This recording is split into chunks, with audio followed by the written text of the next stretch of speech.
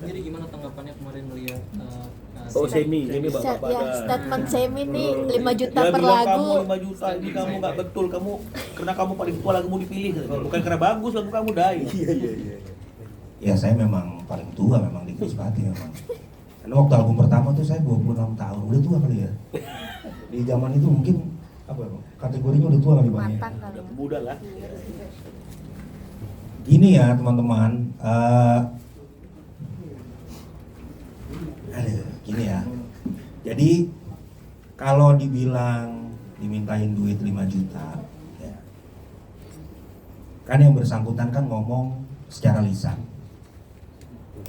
Ya, teman-teman nonton nggak sidang MK-nya? Ya kan dibilangnya secara lisan. Dan itu kan dimintakan oleh manajemen kita pada saat itu, ya kan. Nah, sekarang saya tanya aja, yang bersangkutan pernah bayar nggak ke manajemen kami dulu, itu kan. Kalau saya tidak pernah merasa bahwa ada ketentuan bahwa ada nilai pembayaran di situ. Karena seingat saya pada saat itu memang kita melarang. Karena pada saat itu yang bersangkutan sudah keluar dari Krispati. Ya kalau sudah keluar dari Krispati ya berjalan aja dengan karir solonya kan. Jadi tidak perlu lagi membawakan lagu-lagu kita pada saat itu, terutama lagu saya. Apalagi lagu itu sebenarnya nggak bagus ya. Apa tuh? Kan dia ya karena paling tua aja, dia juga punya lagu, dia ya udah nyanyiin lagi ya. Aku kurang mendengar sih kalau ada kalimat itu, tapi setahu saya pada saat itu ketentuannya begitu. Nah, kan yang saya lihat pada saat sidang MK itu kan yang bersangkutan ngomong kalau dia tidak pernah meladeni, ya kan? Tidak pernah meladeni karena merasa bahwa ada apa ya? Ada ketimpangan hukum lah, dalam arti begitu kan. Nah, berarti kalau tidak pernah meladeni artinya ya nggak pernah bayar dong berarti. Ya kan?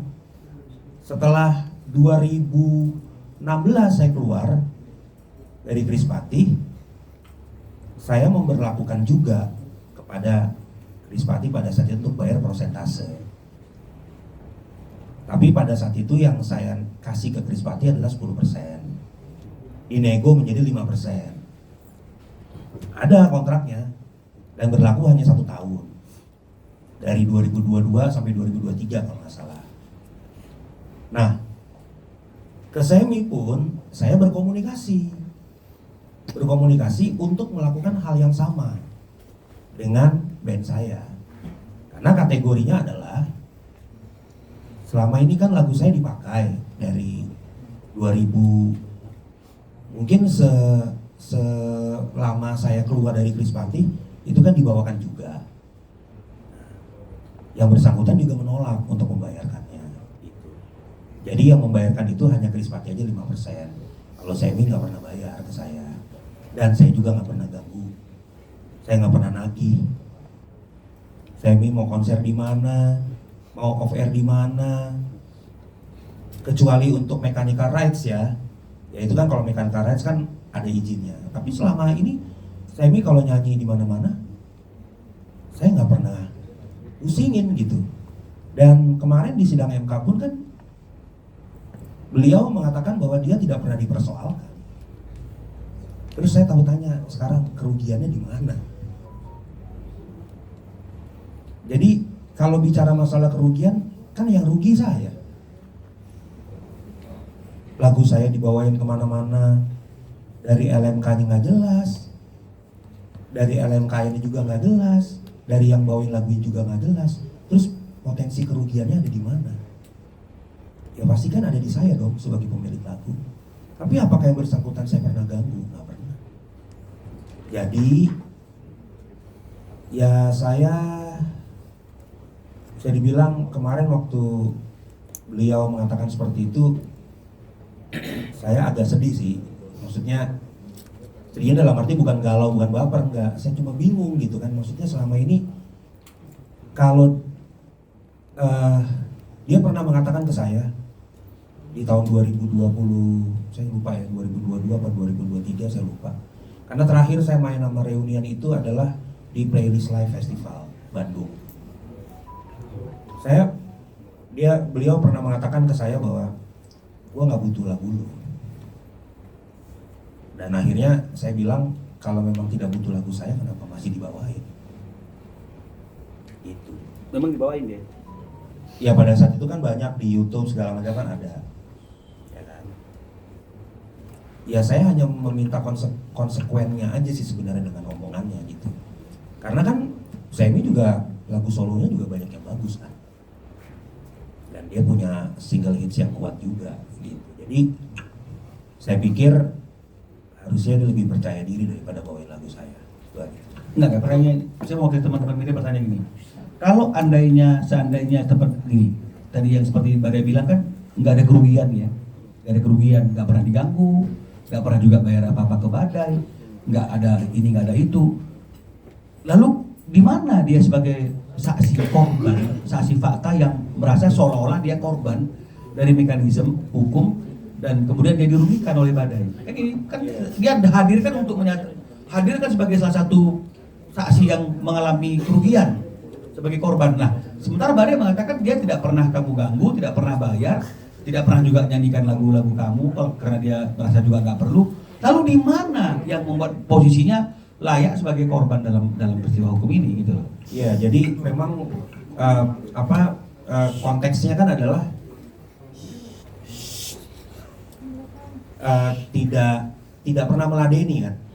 Dia tidak pernah meladeni tawaran ini gitu. Artinya dia sadar betul bahwa ini tidak perlu diladenin gitu. Dari mulai dia pertama kali keluar dari Krispati sampai akhirnya saya solo, saya juga keluar gitu kan, saya juga minta, juga nggak pernah ngeladenin gitu. Jadi menurut saya tidak ada potensi kerugian yang dicapai. Justru ketika saya tidak pernah mempermasalahkan Semi bawain lagu saya di mana aja, termasuk ada satu konser tunggalnya dia juga yang kemarin gitu kan, dan banyak juga yang nge-DM saya masih dibawain kok lagunya gitu ya kan, dan itu pun saya nggak permasalahkan gitu. Saya bingung aja kenapa akhirnya salah satunya ya teman-teman ya, salah satunya kenapa saya tidak lagi mau ikut reunian Krispati sampai kapanpun, itu karena saya sudah malas untuk berurusan dengan beginian. Saya memilih menjauh dan menghindari ini semua. Tapi kemarin saya dijadikan lagi bahan-bahan seperti ini gitu. Padahal secara kerugian saya yang rugi sebenarnya. Sementara yang bersangkutan tetap bisa bawain lagu saya tanpa saya ganggu. Mas Badai, apakah salah satu kemarin juga bentuk menghindari konflik bertemu dengan Semi, artinya memilih tidak datang ke MK? Oh enggak, saya kemarin nggak bisa datang karena saya ada kerjaan. Saya ada pekerjaan studio dan kantor juga, saya sekarang ada perusahaan sendiri, jadi saya memang tidak datang. Dan saya baru dikasih tahu bahwa Semi menjadi saksi gitu di situ. Bukan berarti untuk menghindari Semi ya? Enggak lah, ngapain juga gitu, enggak ada. Baik ke Krispati atau Semi, apakah larangan itu masih ada? Berlaku. Masih berjalan sampai sekarang nggak sih? Kalau Semi Bukan larangan ya. Jadi artinya kalau mau pakai lagu pencipta, izin penciptanya itu kan sebenarnya. Iya, jadi kalau Mas tadi nanya dilarang apa enggak, coba cari aja Krispati masih bawain lagu saya nggak? Masih kan? Artinya saya larang nggak? Jadi itu Saya larang nggak? Lalu kenapa Semi jadi saksi itu? Iya, makanya. Apalagi dia memberikan statement, ketakutan dia katanya. Nah, jadi dia tidak mau meladeni itu karena ketakutan atau karena sebagai retorika kata-kata? Ya, karena kalau bilang ketakutan, Badai bilang masih dinyanyiin tuh. Berarti ini saksi seperti apa yang seperti ini? Ya itu ya, makanya yang saya bingung. Kalau dibilang adanya ketakutan, justru yang ketakutan saya sebenarnya. Karena lagu saya tidak bisa dipertanggungjawabkan. Ini saya masih ada loh teman-teman, masih sehat. Gimana kalau saya udah nggak ada dan anak istri saya mau kemana? Itu justru yang fairness-nya di situ. Tapi kan saya tetap berjuang. Selama ini satu hal yang perlu teman-teman garis bawahi, selama ini saya tidak pernah lagi membawa masalah personal ini dalam perjuangan aksi. Karena di dalam aksi saya tidak pernah menggunakan bendera personal. Saya berjuang untuk ratusan pencipta lagu di dalam aksi. Tapi saya bingung, ketika sidang MK berjalan, kenapa hal ini harus diungkit kembali? Itu aja sih. sempat nanya ke Semi nggak, maksudnya kenapa membahas masalah ini di sidang MK gitu? Saya tidak membutuhkan pertanyaan dan komunikasi. Mas boleh dijelasin lagi nggak apakah polemik hak cipta ini membuat Mas Badai dan lain-lain nggak menginginkan sebuah reuni lagi, sementara fans banyak yang sebenarnya banyak Minta. yang nungguin itu, Iya. banyak yang minta itu gitu loh Mas. Iya, saya memang melihat reuni ini buat saya bukan hal yang bukan hal yang kalau mau dibilang bukan hal yang baik salah juga ya. Maksudnya tidak terlalu baik untuk saya. Karena gini, saya kan punya langkah ke depan juga yang bukan hanya memikirkan masa lalu terus gitu. Jadi saya pengen melangkah dengan apa yang menjadi pemikiran saya. Karena saya sadar selama 26 tahun saya berkarir di industri musik, saya itu terlalu banyak menyenangkan orang. Tapi saya nggak pernah membahagiakan diri saya sendiri gitu. Jadi saya memilih untuk memikirkan diri saya sendiri dulu. Sekali-kali saya memberikan reward kepada diri saya untuk tidak selalu meladeni kemauan orang. Karena saya tahu netizen, masyarakat pencipta karya saya, mereka selalu pengen dibuai oleh masa-masa lalu kan. Nah itu menurut saya itu tidak terlalu baik buat saya. Dan salah satunya lagi adalah saya tahu potensi masalah ini akan menjadi pembahasan yang berkepanjangan. Saya kan sudah beberapa kali untuk bicara panjang. Ya kalau memang orangnya nggak paham, apa saya harus paksain? Jadi saya memilih untuk diam dan saya memilih untuk menghindar dan tidak lagi mau memilih untuk masuk ke dalam komunitas yang sama. Nah, tapi saya agak kecewanya ketika saya sudah diam, saya udah nggak mempermasalahkan, bahkan yang bersangkutan secara band masih bawain lagu saya nggak masalahin. Vokalis saya yang dulu juga masih bawain lagu saya, nama saya dibawa-bawa lagi gitu. Itu yang agak membuat saya agak sedikit kecewa. Tawaran untuk reuni Oh banyak. banyak.